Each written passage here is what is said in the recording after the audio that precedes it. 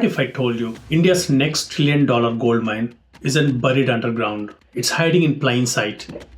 This vast untapped resource is already adding billions to our economy and is ready to explode into multifold and change the lives of millions of people. This is the story of how India is unlocking its massive ocean wealth. Experts say that it's going to completely change our economic future. India has a massive coastline of 7,500 kilometers and controls an exclusive economic zone of 2 million square kilometers, which is one of the largest in the world. For centuries, these oceans were vital for trade and coastal communities. Today, they represent a new economic frontier, the blue economy. This simple idea includes all economic activities connected to our oceans, seas, and coasts, from fishing and shipping to coastal tourism and wave energy. Currently, this sector quietly contributes about 4% to India's GDP, a fraction of its potential. However, the tide is turning. The Indian government now sees these vast oceans not just as a border, but as a central part of future economic growth. The ambition is huge to transport this 4% contribution into a major part of our nation's economy.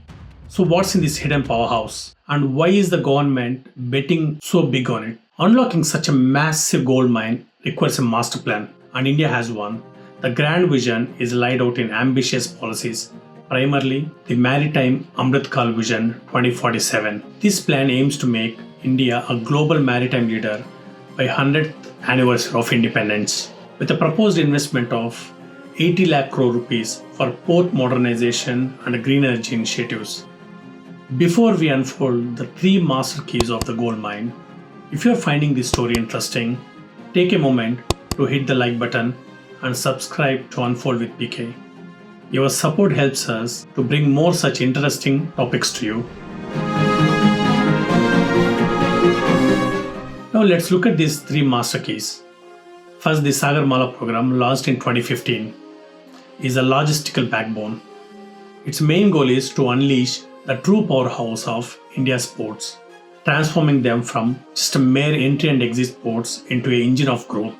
This program focuses on four key areas: modernization of old ports to slash ship waiting times, building new ports to handle more cargo, improving connectivity with a new road and railways, developing a huge industrial zones next to the ports. With over 800 projects planned and hundreds completed, Sagarmala is boosting efficiency and cutting logistic costs, which have long hampered the Indian manufacturing sector. About 95% of India's trade by volume moves by sea.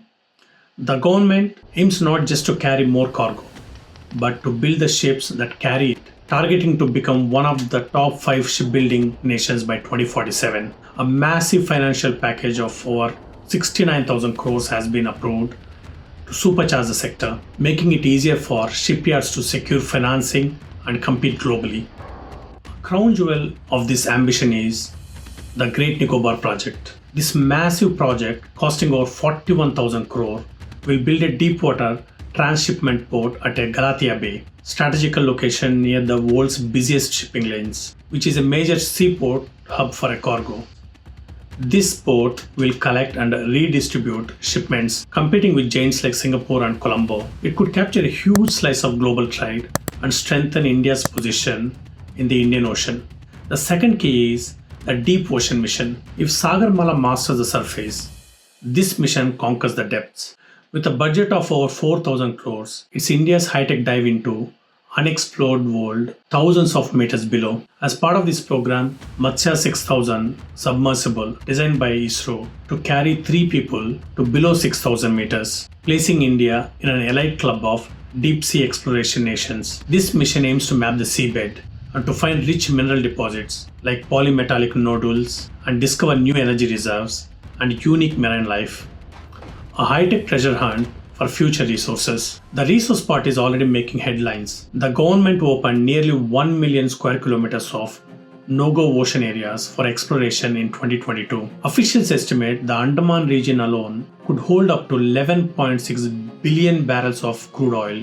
An exploratory well ANDW-7 recently found the first concrete evidence of an active oil and gas system in the Andaman Sea, similar to massive fields in the nearby Myanmar and North Sumatra Island. Major companies like ONGC and Oil India are now planning ambitious deep drilling campaigns up to 5,000 meters to confirm these reserves. Finally, the draft economic policy acts as a conscience of this project. It ensures the economic push doesn't destroy the environment, balancing growth with sustainability and climate change. It tackles overfishing and plastic pollution, protecting coastal ecosystems. The rule book to ensure that we don't break the treasure chest while searching for its riches. One of the main elements of this policy is fisheries and aquaculture, the human face of the blue economy. Beyond money, it's about food security and jobs for millions of coastal communities. The sector is shifting from its traditional to modern, sustainable practices. India is already world's second largest fish producer. The government's Pradhan Matsya Sampada Yojana scheme is driving this change with a massive investment of 20,000 crores, funding everything from modernizing deep sea fishing boats to build cold storage to reduce waste. It also heavily promotes aquaculture to ease pressure on the wild fish stocks. The plan: double the income of fishers and farmers while keeping oceans healthy. Another main element of this policy is marine renewable energy. As India pursues climate goals, the ocean offers a huge untapped resource of clean power. India has a major potential for offshore wind farms, especially off the coast of Gujarat and Tamil Nadu. Though currently more expensive than the land-based wind farms, the government plans to auction 37 gigawatts of offshore sites by 2030. Beyond wind, there is energy potential for tidal and wave energy. This move into marine renewables is a key part of the blue economy, building economic growth with India's green energy goals. So what does all this add up to, and what is the real impact? Economically, the target is clear. Make the blue economy a massive engine for national growth. $1 trillion figure is a real target from government's reports.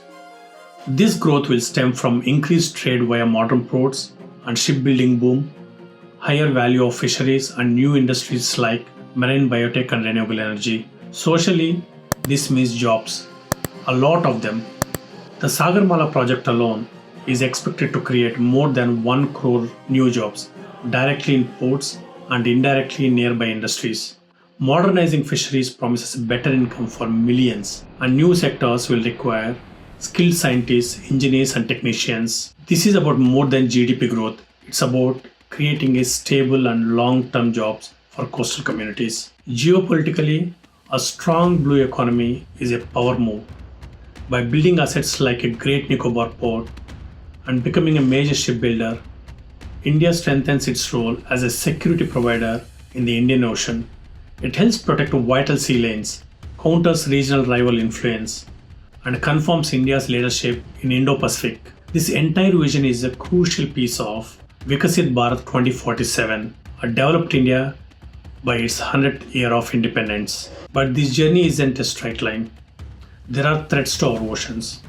Overfishing, plastic pollution, and climate change are the serious risks to the very resource we are trying to leverage. Huge projects like Great Nicobar face criticism from environmentalists and social scientists regarding their impact on fragile ecosystems and indigenous communities. Balancing these big ambitions with the environmental and social duties is the single biggest hurdle. Success will depend on strict environmental rules, transparent government, and a real commitment to sustainability. The path is complicated. Navigating these challenges will be as important as seizing the opportunities. From bustling new port terminals to high-tech submersibles exploring the ocean floor, the wheels are in motion.